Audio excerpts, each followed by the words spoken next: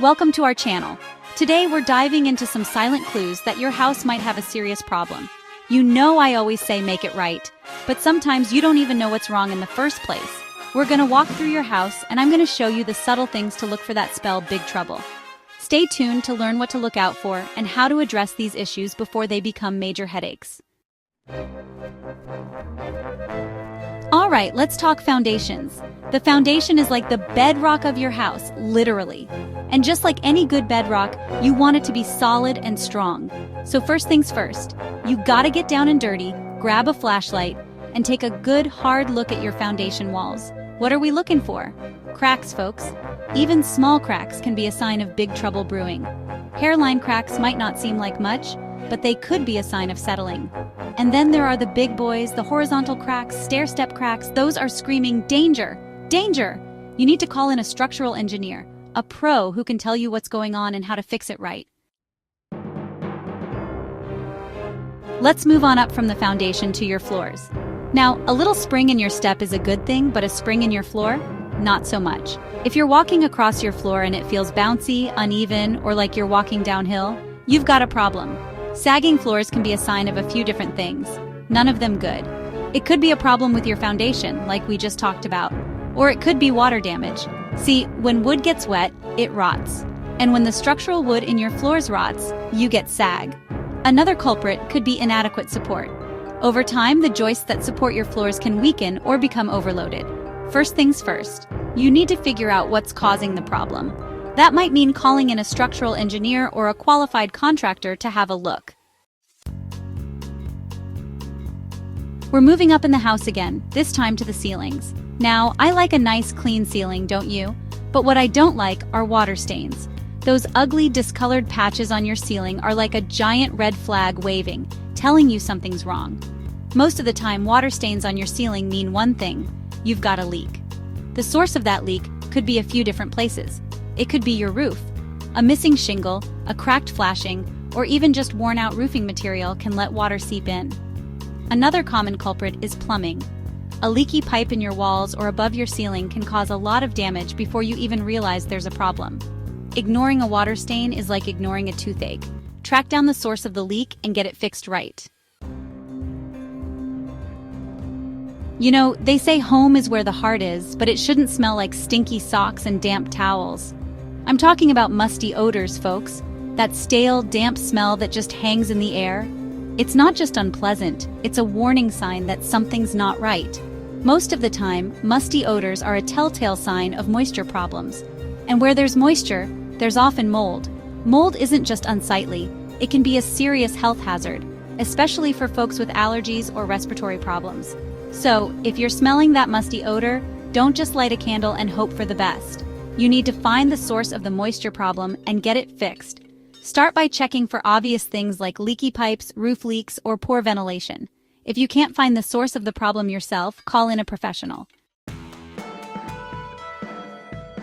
Let's talk about something that might seem like a minor annoyance, but trust me, it's often a sign of a bigger problem: peeling paint. Now, a fresh coat of paint can make your home look great, but when that paint starts to bubble, crack, and peel away, it's time to investigate. Peeling paint is usually a sign of moisture. Just like with that musty odor we talked about, moisture can wreak havoc on your home, and peeling paint is often the first visible sign that something's amiss. Now, you might be tempted to just slap on another coat of paint and call it a day, but I'm telling you, that's like putting a Band-Aid on a broken leg. Before you even think about grabbing a paintbrush, you need to find the source of the moisture problem and get it fixed right. Once you've dealt with the root cause, you can then focus on repairing the damaged paint. We rely on our doors and windows every day, but what happens when they start to stick? You know what I'm talking about? Doors that won't close properly, windows you have to wrestle open. It's frustrating, right? But it can also be a sign of something more serious going on with your house.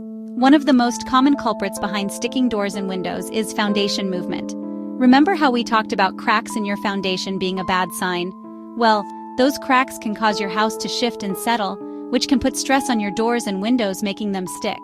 Another possibility is humidity. Wood absorbs moisture from the air, and when it does, it expands. So if you live in a humid climate or if you've got excess moisture in your home, it can cause your doors and windows to swell and stick.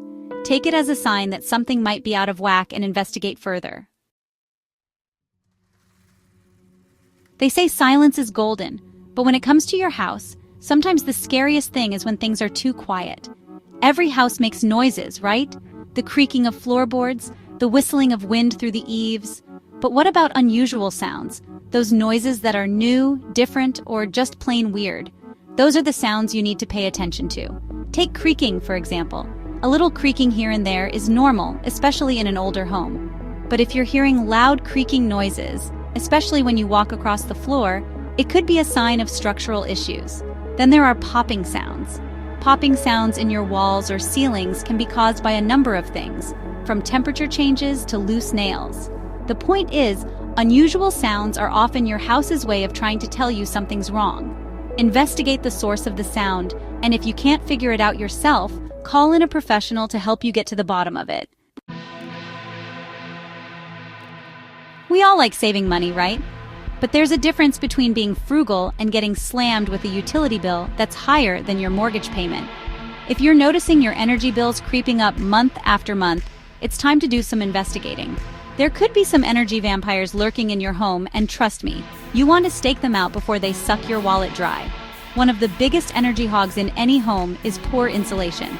If your home isn't properly insulated, you're essentially letting your hard-earned money leak out through your walls, attic, and crawl spaces. Another common culprit is your HVAC system. If your furnace or air conditioner is old, inefficient, or not working properly, it can drive up your energy bills big time. And don't forget about leaks. Air leaks around doors, windows, and other openings in your home's envelope can also contribute to high energy bills. Take steps to improve your home's energy efficiency, and you'll save money and reduce your environmental impact. All right, folks, we've talked a lot about moisture problems and how they can lead to mold. But what about when you can actually see the mold? What do you do then? Well, the first thing you need to do is not panic. Seeing mold in your home can be alarming, but it's important to remember that mold is everywhere. It's a natural part of our environment. However, that doesn't mean you should just ignore it. Visible mold, especially if it's black mold, is a sign that you have a moisture problem that needs to be addressed. If it's a small area, you might be able to clean it up yourself using a bleach solution and some elbow grease. But if it's a larger area, or if you're dealing with black mold, it's best to call in the pros. The most important thing is to address the moisture problem that's causing the mold to grow in the first place. We all know that saying, home is where the heart is. But you know what I always say? Home is where you make it. And I don't know about you, but I sure didn't sign up to share my home with a bunch of creepy crawlies. Unfortunately, pest infestations are a common problem for homeowners, and they can be a real nightmare to deal with. But here's the thing about pests. They're not just annoying, they're often a sign of other problems with your home. For example, termites, those wood-destroying demons, are attracted to moisture. So if you've got a termite infestation, it could be a sign that you've got a leaky roof, plumbing leaks, or other moisture problems that need to be addressed. The key to preventing pest infestations is to make your home less appealing to them in the first place. If you do find yourself facing a pest infestation, don't try to tackle it yourself. Call in a professional pest control company. So there you have it, folks. 10 silent clues that your house might have a serious problem. Remember, your home is your biggest investment, so it pays to be proactive and address any issues early on. Don't wait for a small problem to turn into a major headache. Thanks for watching. If you found this video helpful, don't forget to like, comment, and subscribe for more home maintenance tips and tricks. And remember, when it comes to your home, always make it right. See you next time.